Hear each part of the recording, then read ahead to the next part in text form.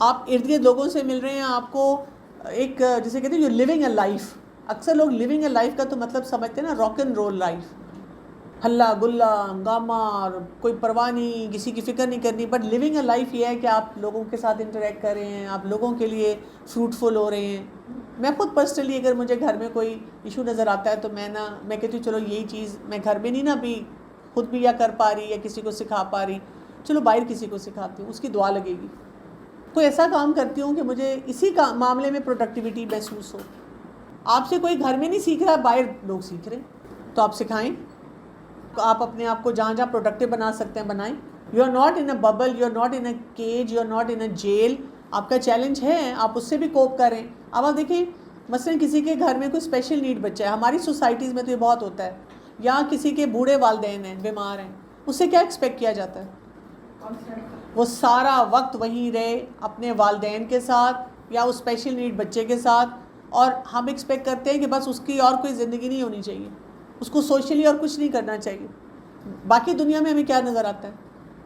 ایسے لوگوں کو کئی دفعہ وہ چھوڑ کے بریک بھی لیتے ہیں، وہ ویکیشن پہ بھی چلے جاتے ہیں. اور ان کے یہاں یہ ہوتا ہے کہ جیسے باہر کہ وہ مدر اسپیشلی بچہ ہے تو ایک دن مدر کو دیتے ہیں، کوئی اور عورت آتی ہے سوسائٹی بھیجتے ہیں اس کو، وہ وہاں رہتی ہے تو مدر اس دن فری ہوتی ہے. جی بالکل. ایسی مدرس کو باہر کے کلچرز میں ہم دیکھتے ہیں کہ وہ کیا کرتے ہیں کہ ایک دن کے لیے کوئی ہیلپ بھیج دیتے ہیں اور اس مدر کو کہتے ہیں آج تمہارا ڈے آف ہے فرام پیرنٹنگ، جاؤ جا کر ریلیکس کرو، انجوائے کرو. اور ہمارے یہاں تو ویسے ہی جوائنٹ فیملی سسٹم ہے، ہمارا تو سوشل نیٹ ورک اتنا اسٹرانگ ہے، ہم آسانی سے یہ کام کر سکتے ہیں، لیکن ہم کرتے ہی نہیں اور نہ اس کو کرنے دیتے ہیں. نہیں، ہمارے سے مجھے یہ بھی لگتا ہے کہ ہمارے سے ایکسپیکٹیشنز اتنی ہوتی ہیں کہ even if you don't have a handicap child اور something, a wife is not suppose to do anything except look after the house, بالکل خدمت کرو، سب کچھ کرو. And if she wants to go out somewhere on her own and enjoy herself, that is وہ نہیں کر سکتے. That is wrong. یعنی ایک ماں اگر اپنے بچے کو چھوڑ کر کچھ کھا پی رہی ہے تو کہتے ہیں کیسی ماں ہے، بچے کو نہیں ساتھ کھلا رہی،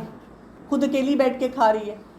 اسی طرح اگر ایک بیوی شوہر کے بغیر جا کر کہیں انجوائے کرنا چاہتی ہے تو اس کو کہا جاتا ہے کہ تم عجیب بیوی ہو، شوہر کے بغیر انجوائے کر رہی ہو. حالانکہ شوہر تو دوستوں میں بہت انجوائے کرتا ہے، اسی لیے تو وہ بڑا لائٹ ہارٹیڈ ہوتا ہے، وہ ہر مسئلے میں کہتا ہے تم کیوں پرواہ کرتی ہو، کیوں پریشان ہوتی ہو، اتنی بڑی بات نہیں ہے. لیکن ہم نے کیا کر لیا، اپنے آپ کو اسی کے ارد گرد ریوالو کروا رہے ہیں. میں یہ نہیں کہہ رہی کہ اپنی بیسک ذمہ داریاں چھوڑ دی جائیں، لیکن صبر کی صحیح جو اپلیکیشن ہے نا اس کو انڈرسٹینڈ کرنا ہے.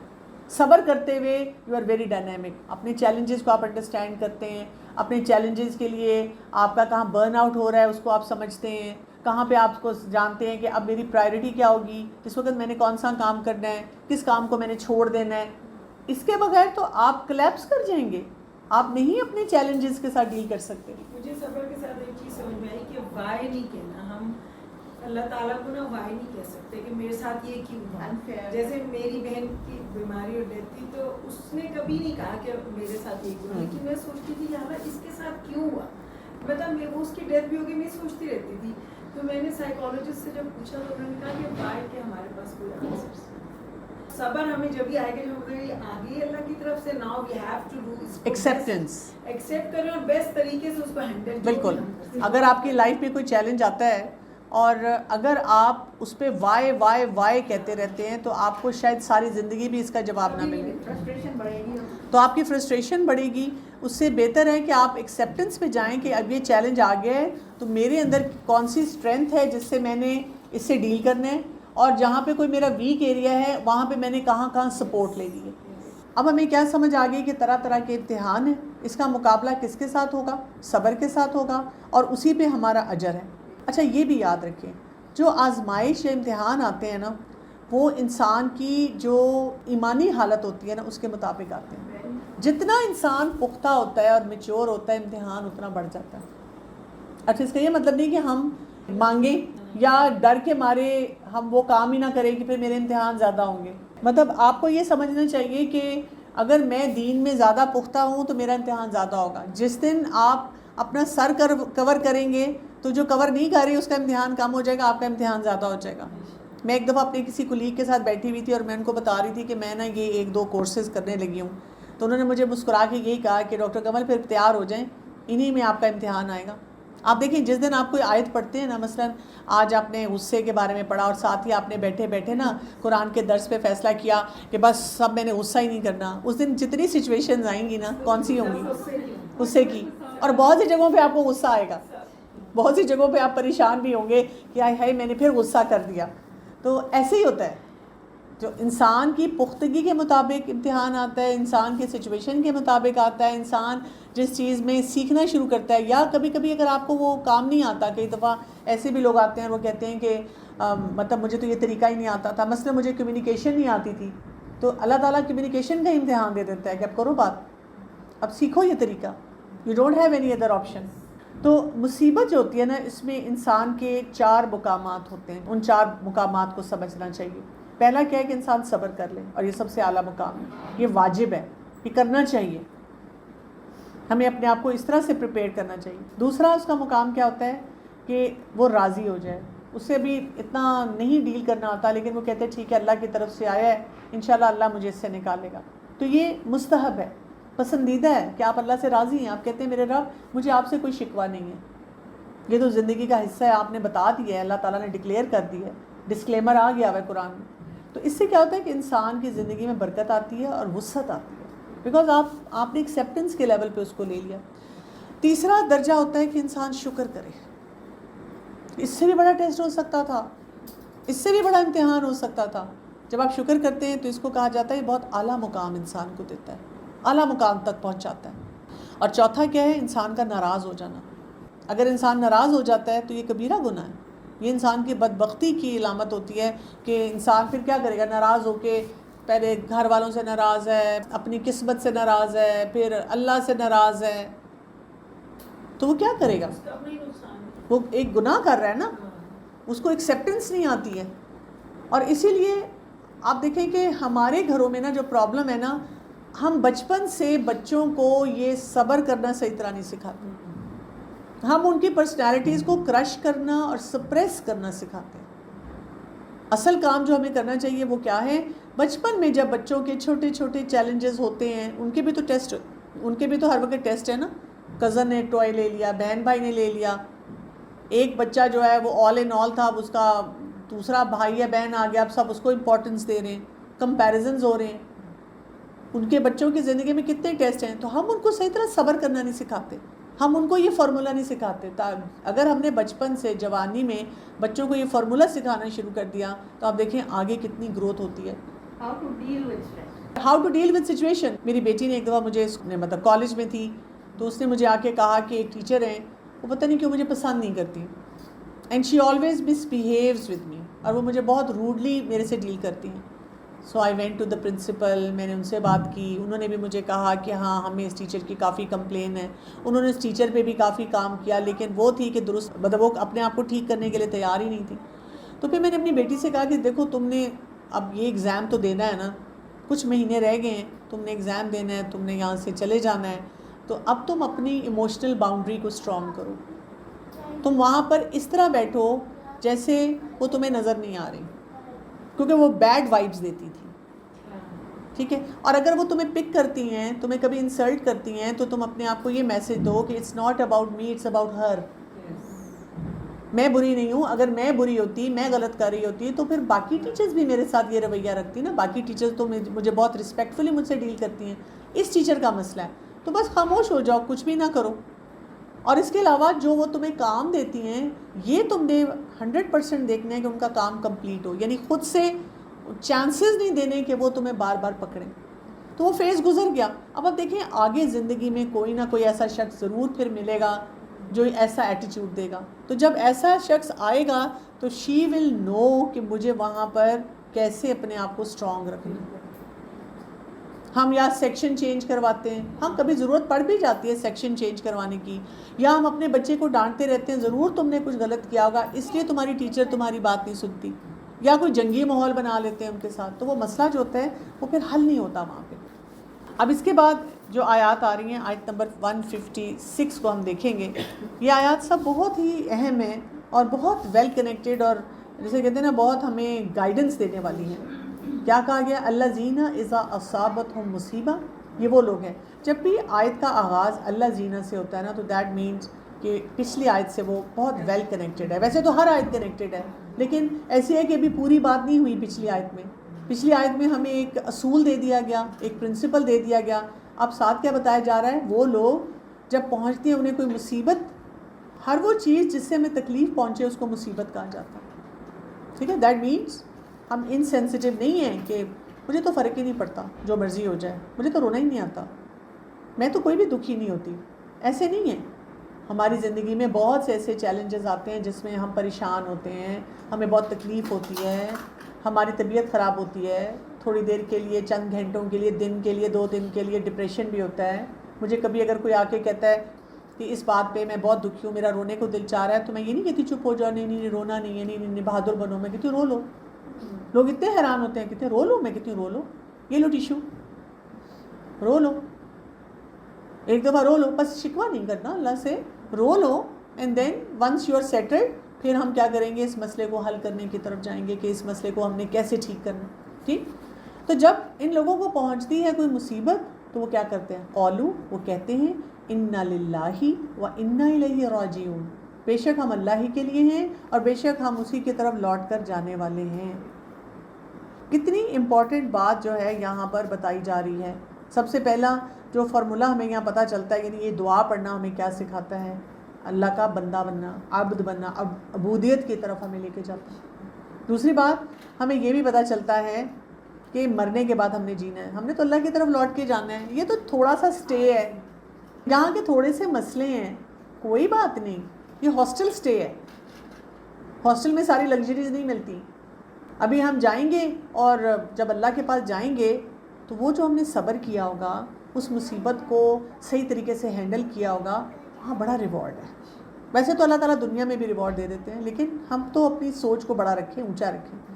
پھر ہمیں آخرت کا بھی خیال آتا ہے کہ یہ نہ ہو مجھ سے کوئی غلط کام ہو جائے, یہ نہ ہو کہ میں اتنی تنگ ہو جاؤں, تکلیف میں ہوں نا آلریڈی, اور کوئی مجھے بار بار پنچ کر رہا ہے تو میں اس تکلیف سے پھر کرانے لگوں, کوئی اپنے بے صبری کا مظاہرہ کر دوں. اور پھر اپنے اجر کے بارے میں آپ سوچتے ہیں کہ اس سے کتنا مجھے اجر ملنے والا ہے, تو مجھے کن باتوں کی طرف جو ہے وہ فوکس کرنا ہے. تو اصل دیکھیں بات ہمیں کیا سمجھ آتی ہے, ایک حدیث میں آتا ہے رسول اللہ صلی اللہ علیہ وسلم نے فرمایا ہے, مدد صبر کے ساتھ ہے, کشادگی تنگی کے ساتھ ہے, اور بے شک ہر مشکل کے ساتھ ایک آسانی ہے. ویسے تو میں نے آپ کو بتایا تھا نا فارمولہ کیا, ان مع العسر یسرا, ہر عسر کے ساتھ یسر ہے. یعنی عسر کتنا ہے, تنگی کتنی ہے, ایک ہے, العسر آتا ہے, ایک تنگی ہے, دی پرابلم, اور اس کے ساتھ یسر کے ساتھ کامن ناؤن ہے, ڈھیروں ڈھیر آسانی ہے.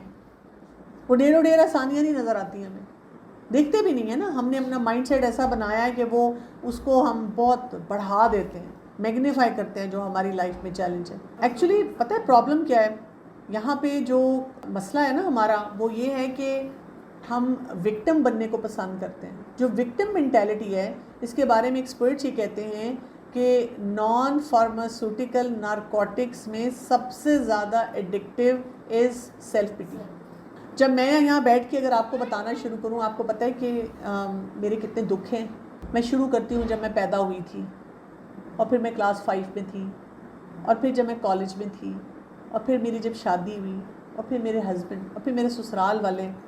تو وہ جو دکھ بتانا ہے نا, اور سارے کہہ رہے ہیں ہائے بیچاری, ہائے اچھا, اوہو, مجھے وہاں پہ میرے اندر نا وہ سیلف پٹی کے ساتھ جو ہارمونز ریلیز ہو رہے ہیں وہ مجھے کیا بتا رہے ہیں, سب تم پہ ترس کھا رہے ہیں, تمہارے پہ کتنا ظلم ہو رہا ہے, اور تمہیں کچھ بھی نہیں کرنا. سینٹر آف اٹینشن ہو گئی ہو تم تو وکٹم ہو, تو you can not do any thing, تمہارے ساتھ ہی ظلم ہوا ہے. سارا قصور تو وہ بچپن سے جوانی اور شادی اور سب تک سب لوگوں کا ہے. زمانے نے تمہارے ساتھ ظلم کی, یہ گانے فلمیں یہ سب ہمیں یہ سکھا رہی ہیں, وکٹم مینٹیلٹی. ہمارا دین ہمیں بتاتا ہے you are not the victim. ہاں زیادتیاں ہوں گی, but you have a role to play, you play your role right, you get the results. تم نے اپنا کام درست کرنا ہے.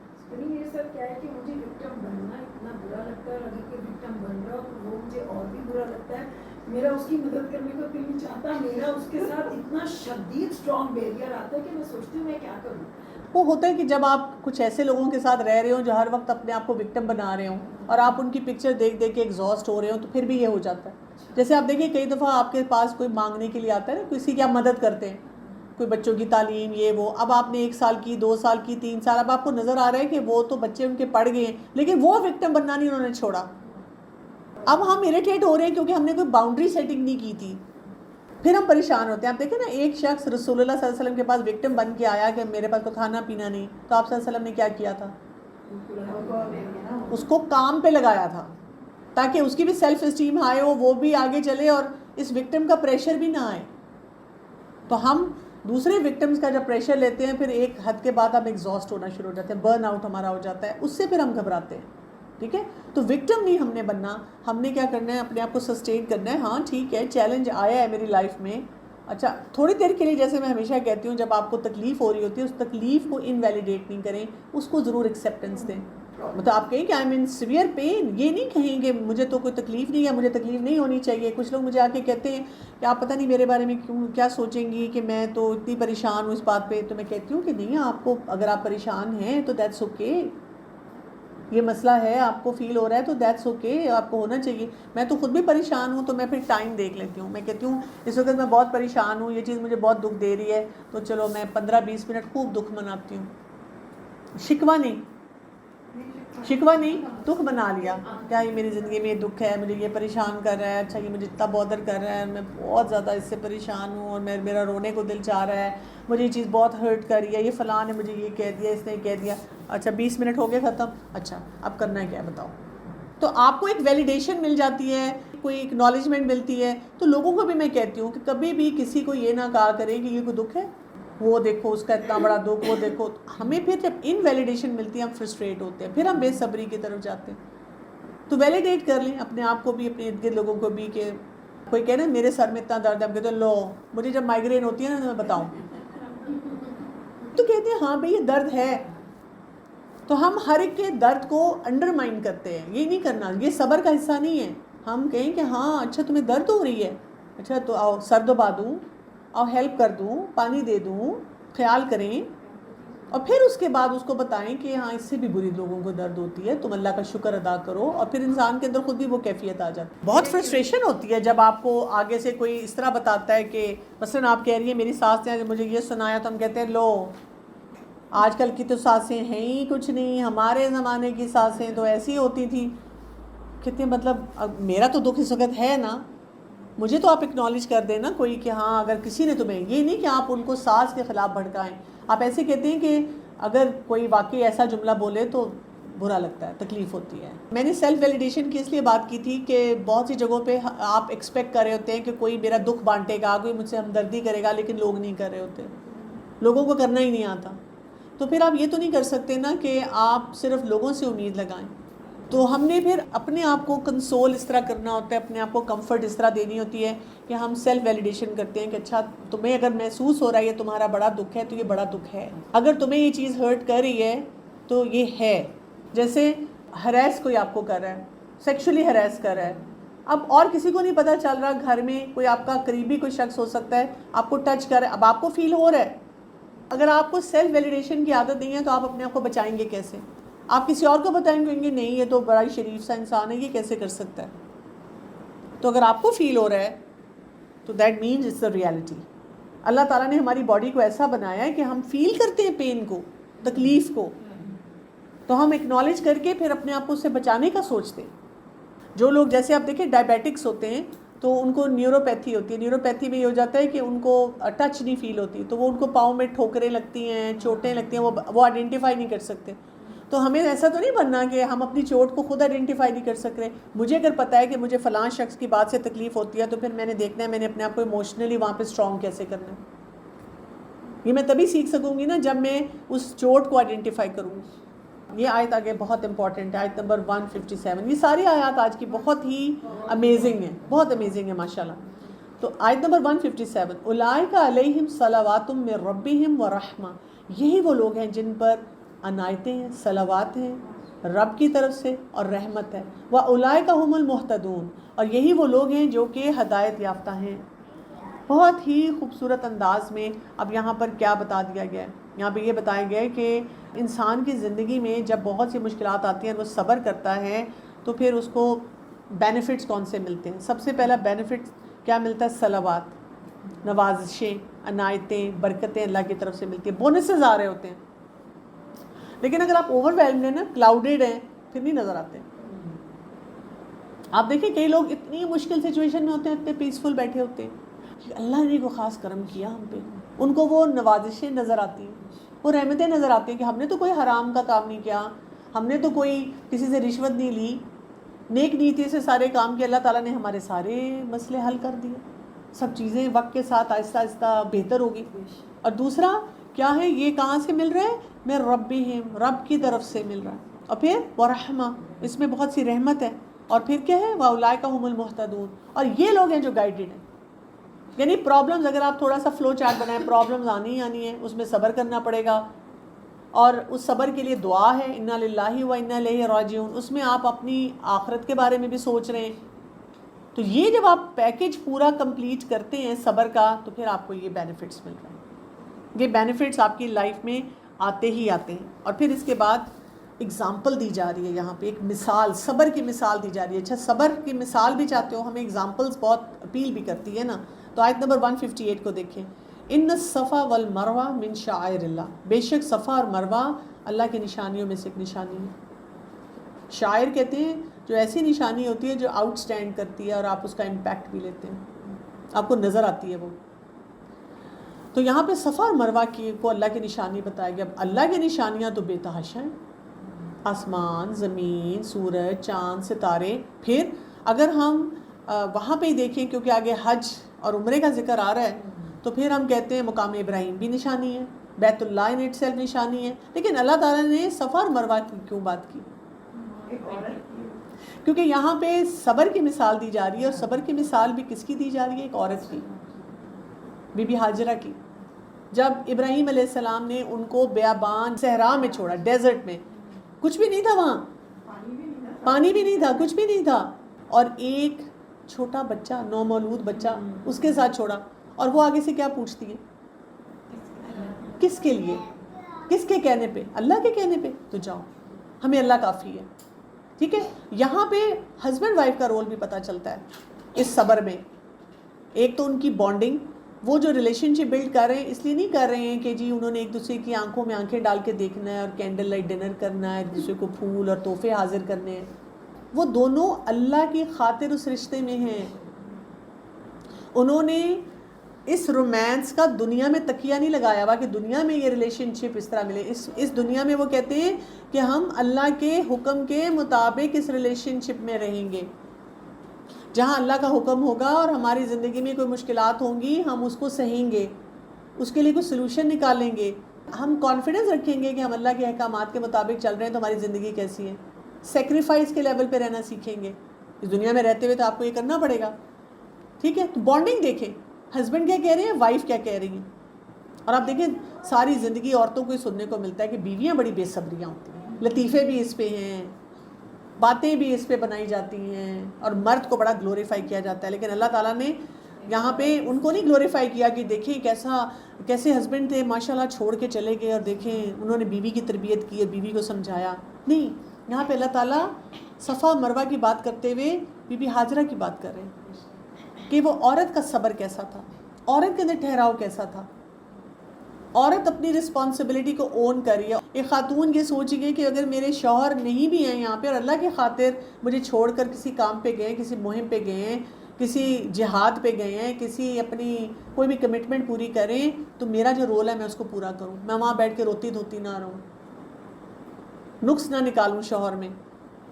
اور وہ صفا مروہ جا رہی ہیں. اب آپ دیکھیں اگلا سلسلہ جو بہت ہی مزے کا کام ہے.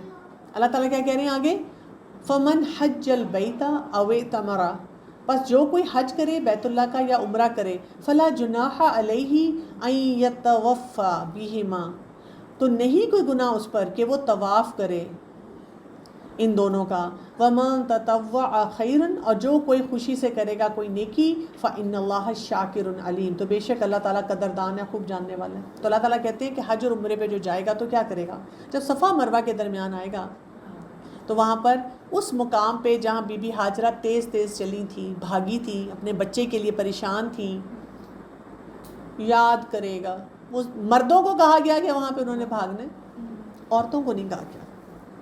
یہاں پر ایک خاتون کو رول ماڈل کے طور پہ تمام مردوں کو پریزنٹ کیا گیا کہ ایک ماں جب اپنے بچے کا خیال کر رہی ہے, اس کو پال رہی ہے, اس کی ویلیو کرو.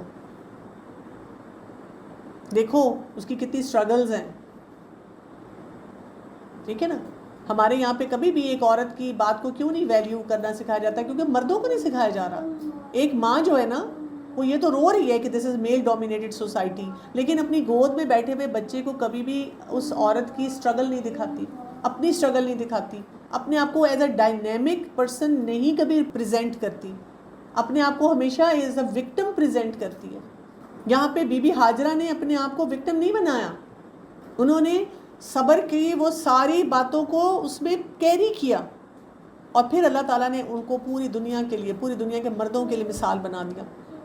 میں کچھ عرصہ پہلے عمرے پہ گئی تو میری بیٹی ساتھ تھی, تو میں جگہ جگہ, کیونکہ آج کل کا جو یوتھ ہے نا ان کو فیمنزم کا بڑا ایک دورہ ہے, تو میں اس کو وہاں پہ دکھاتی تھی. And she truly believe that, she said کہ مجھے دیکھنے سے پتہ چلا ہے کہ عورت کو اللہ تعالیٰ نے کتنا لبریٹ کیا ہے. تو جب ہم نے عمرہ کیا, طواف اور سعی کی, تو میں اس کو دکھاتی تھی, دیکھو. ہر دفعہ میں کہتی تھی کہ اللہ کی شان دیکھو, ہمارے رب نے مرد کو بتایا یہاں پہ کہ ایک عورت کی قربانی کو اکنالج کرو. دنیا نہیں اکنالج کرتی عورت کو, دنیا صرف عورت کو کھڑا کر دیتی ہے جگہ جگہ. بہت سی جگہوں پہ میں اس کو کاؤنٹرز پہ دکھاتی تھی کہ دیکھو ایک عورت نے حجاب پہنا ہوا ہے, نقاب پہنا ہوا ہے, اینڈ شی از ورکنگ. وہ ہوٹل مینجمنٹ میں بھی کام کر رہی ہے. میں اسے کہتی تھی دنیا کی کسی اور جگہ پہ چلے جاؤ آپ, یعنی اپارٹ فرام مڈ ایسٹ اور سعودی عربیہ, آپ کہیں اور چلے جائیں تو نقاب والی عورت کو, حجاب والی عورت کو سپیس نہیں دی جائے گی, جو اپنے آپ کو بہت لبرل کہتے ہیں, جو کہتے ہیں کہ ہم فیمیلز کو سپورٹ کرتے ہیں. اور وہ کہتی تھی کہ ہم شام کو, رات کو, کسی بھی ٹائم پہ حرم میں پھر رہے ہیں, کوئی آپ کو انسیکیورٹی نہیں ہے, کوئی مرد آپ کو تنگ نہیں کر رہا. جب آپ طواف کر رہے ہیں تو اتنے قریب قریب لوگ ہیں, لیکن کوئی مرد آپ کو ہراس نہیں کر رہا. یعنی اس سے بڑی کوئی ایک نشانیاں ہو سکتی ہیں جو کہ ایک عورت کو بتائے کہ ہمارا دین کتنا عورت کو ایک جگہ دیتا ہے, ایک ویلیو دیتا ہے, ایک سٹیٹس دیتا ہے. تو یہاں پر ہمیں وہ ساری نشانیاں دکھائی گئی ہیں. اور پھر کیا کہا گیا, فَإِنَّ اللَّهَ شَاكِرٌ عَلِيمٌ, اللہ تعالیٰ کیا ہے, قدردان ہے. جب انسان کے لیے شکر کا لفظ آتا ہے تو اس کا کیا ہوتا ہے کہ وہ اللہ کے آگے جھکے, اللہ تعالیٰ کے جو بھی انعامات ہیں ان کو اکنالج کرے. لیکن جب اللہ تعالیٰ کے لیے شاکر کا لفظ آتا ہے تو اس کا مطلب کہ اللہ تعالیٰ بہت قدردانی کرتا ہے. علیم, وہ جاننے والا ہے, ہمارے دل کی کیفیت کو جانتا ہے. ہم کبھی بھی فرسٹریٹ نہ ہوں کہ میں تو ایکسپلین نہیں کر سکتی, لوگوں کو میری بات نہیں سمجھ آ رہی, میں کس طرح سے بات کروں کوئی. کیونکہ آج کی آیات جو ہے نا یہ ایسی ہیں کہ ہمارے بہت سے جو پرابلمز ہیں ہماری لائف کے نا, ہمیں ان کا سلوشن یہاں پہ ملتا ہے. ہمیں یہ پتہ چلتا ہے کہ ہم نے کس کام کو کرنا ہے اور کس کام کو کرنے سے اپنے آپ کو روکنا ہے. 2 حدیثیں ہیں میرے پاس, اس پہ میں بات ختم کروں گی. رسول اللہ صلی اللہ علیہ وسلم نے فرمایا انسان پر مسلسل آزمائشیں آتی رہتی ہیں یہاں تک کہ وہ اس کو اس حال میں چھوڑتی ہیں کہ جب وہ زمین پر چلتا ہے تو کوئی گناہ باقی نہیں رہتا. تو آزمائشیں مانگنی نہیں چاہیے, لیکن اگر کوئی آزمائش آتی ہے تو اس میں اپنے آپ کو یہ اس طرح سے بھی تسلی دینی چاہیے کہ اس سے اللہ تعالیٰ ہماری بخشش فرما رہے ہیں. ایک اور حدیث میں آتا ہے رسول اللہ صلی اللہ علیہ وسلم نے فرمایا اللہ جس کے ساتھ بھلائی کا ارادہ کرتا ہے اس کو مصیبت میں مبتلا کرتا ہے. کیوں؟ کہ وہ اپنے آپ کو ڈیولپ کرے, گرو کرے, اللہ کا قرب حاصل کرے, جو کام اس سے مس ہو رہے ہیں ان کو پورا کرے. جیسے آپ دیکھیں جب آپ مشکل میں ہوتے ہیں تو دعائیں کتنی اثر کرتی ہیں. وہ لگتا ہے وہ دعائیں میں نے پہلی دفعہ پڑھی ہے, آپ کی نمازوں کی کوالٹی بہت اچھی ہو جاتی ہے. تو دوبارہ یہ کہوں گی کہ آزمائش مانگنی نہیں ہے, لیکن جب آزمائش آئے تو اللہ تعالیٰ سے ناراض نہیں ہونا. جو ہماری ڈیولپمنٹ ہوتی ہے نو میچ فار اٹ. ہم یہ بھی ازیوم کر سکتے ہیں کہ صبر تو کرنا ہی کرنا ہے, لیکن جس طرح بی بی حاجرہ علیہ السلام وہ جو بے چینی تھی, صفا مروہ کا جو واقعہ ہے بی بی حاجرہ کا, وہ ہمیں یہ بتاتا ہے کہ صبر ڈزنٹ مین ہم بیٹھ گئے. آپ کے نیچرل ہیومن ایموشنز اور وہ کیفیات جو ہوں گی وہ آپ پہ آئیں گی, اور وہ نارمل حصہ ہے زندگی کا. اگر وہ صرف صبر کر رہی ہوتی تو وہ تو پھر وہیں بیٹھی رہتی, انہوں نے کوشش پوری کی اور وہ جو ان کا ایک اضطراب تھا، بے چینی تھی، پریشانی تھی، وہ بھی پوری نظر آ رہی تھی، لیکن اس میں ناشکری کی کوئی کیفیت نہیں تھی. مطلب وہ پانی ڈھونڈنے کے لیے ایفرٹ تو کر ہی ایفرٹ بھی پوری انہوں نے کی تھی. سبحانک اللہم و بحمدک، اشہد ان لا الہ الا انت، استغفرک و اتوب الیک. السلام علیکم و رحمۃ اللہ وبرکاتہ. وعلیکم السلام ورحمۃ اللہ.